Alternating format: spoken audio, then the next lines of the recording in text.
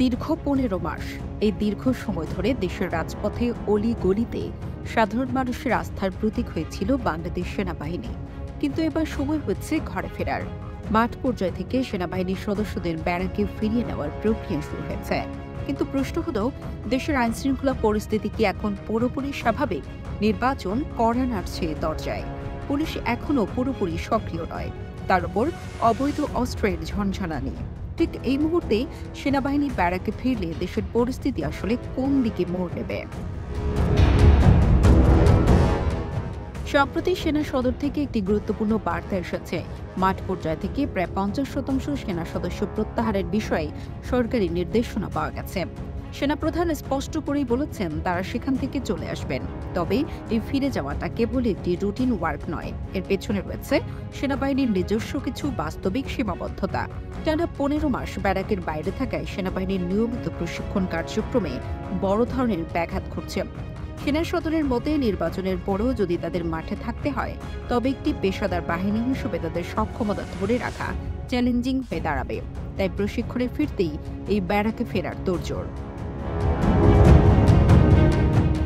সেনাবাহিনী ব্যারাকে ফিরে যাবে, এটা স্বাভাবিক প্রক্রিয়া। কিন্তু যাওয়ার আগে সেনা সদর দেশের মানুষের বিবেকের কাছে একটি বড় প্রশ্ন রেখে গেছে। তারা বলছে, গত ১৫ মাস যদি সেনাবাহিনী মাঠে না থাকতো তবে দেশের পরিস্থিতি কি হতো? এই ১৫ মাসে দেশের ক্রান্তি লগ্নে সেনাবাহিনী যে ঢাল হয়ে দাঁড়িয়েছিল তা অস্বীকার করার উপায় নেই।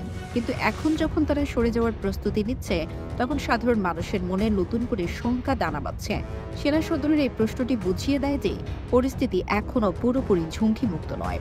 সেনা প্রত্যাহারের এই খবরের মাঝেই সবচেয়ে উদ্বেগজনক তথ্যটি সামনে এনেছে খোদ সেনা সদর। সীমান্তের বাইরে থেকে রাজধানী সহ দেশের বিভিন্ন প্রান্তে বিপুল পরিমাণে অবৈধ অস্ত্র ও গোলাবারুদ প্রবেশ করেছে। যদিও সেনাবাহিনী এরই মধ্যে অনেক অস্ত্র উদ্ধার করেছে, কিন্তু যা এখনো উদ্ধার হয়নি তা নির্বাচনের আগে বড় ধরনের নাশকতার কারণ হতে পারে। সেনা সদরের এই উদ্বেগ প্রমাণ করে যে দেশের অভ্যন্তরীণ নিরাপত্তা এখনো একটি ভঙ্গুর অবস্থার মধ্যে রয়েছে।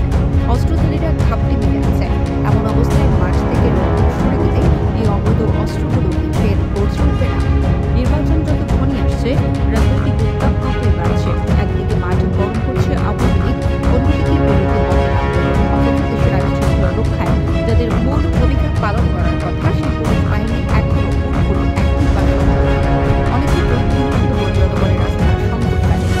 এসবের গুঞ্জন উঠেছে নির্বাচনের আগেই হয়তো সেনাবাহিনীর বিশেষ ক্ষমতা বা ম্যাজিস্ট্রেসি পাওয়ার কেড়ে নেওয়া হতে পারে। যদি তাই হয়, একই সাথে ৫০% সেনা সদস্য মাঠ থেকে সরে যাবে, তবে শূন্যস্থান পূরণ করবে কে?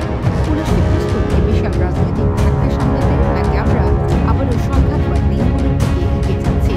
মাঠ থেকে অর্ধেক সেনা সদস্য তুলে নেওয়া হলে দেশের পরিস্থিতি কি হতে পারে তা নিয়ে সংশয় প্রকাশ করেছেন বিশ্লেষকরাও। একদিকে প্রশিক্ষণের প্রয়োজনে সেনাবাহিনীর ব্যারাকে ফেরা জরুরি, অন্যদিকে দেশের অস্থিতিশীল পরিস্থিতি তাদের উপস্থিতি দাবি করে।